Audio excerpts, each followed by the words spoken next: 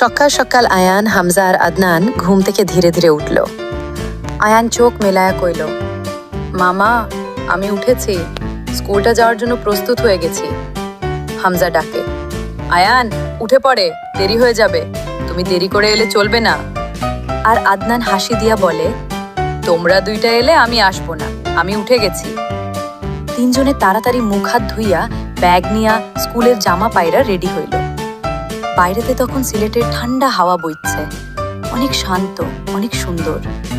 তারা বাড়ির সামনের রাস্তার মাথায় দুইটা স্কুল বাসের অপেক্ষা করতেছিল। হামজা একটু বিরক্ত হয়ে কইল, দূর বাস আইব কোন সময় আমার ভালা লাগেন না, যাইমিগি ঘর। আয়ান বলে, শুন হর্নের আওয়াজ। আর আদনান রাস্তা দিক দিকায়া বলে, দেখো দেখো আইসে আইসে।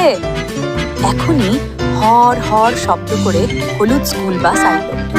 ড্রাইভার ভাইয়া জানলা দিয়া হেসে কইল, আয়ান, হামজা, আদনান, হইয়া উঠোরে বাচ্চারা, স্কুলও যাইতায়। তিনজনে খুশিতে বাসে উঠে জানলার পাশে বসল। যাইতে যাইতে তারা সিলেট শহরের রাস্তা, দোকানপাট, গাড়ির ভিড় সব দেখতাছিল। আয়ান বলল, দেখো দেখো আমার ফেভারিট চিপসের দোকান।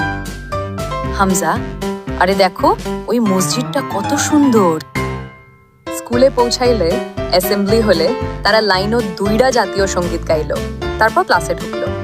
শিক্ষিকা আপা হেসে কইল, আয়ান, হামজা, আদনান, আইকে সবাই মন দিয়া পড়বা। তারা বই খুলল, পড়ালেখা করলো, প্রশ্নের উত্তর দিল খুব মনোযোগ দিয়া। টিফিন ব্রেকে মাঠত নামার সাথে সাথেই যেন তিনজনের এনার্জি ডাবল। আয়ান বলল, চলো দৌড় দৌড় খেলো। হামজা, না না আমি বলেছিলাম খেলো।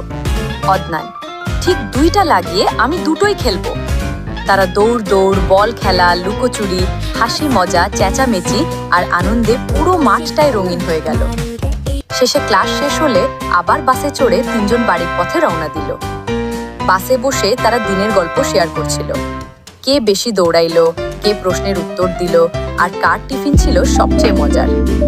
বাড়ি পৌঁছাইলো শেষে তারা তিনজনে একসাথে কইল, আজকা স্কুলের দিন তো আসলে মজা।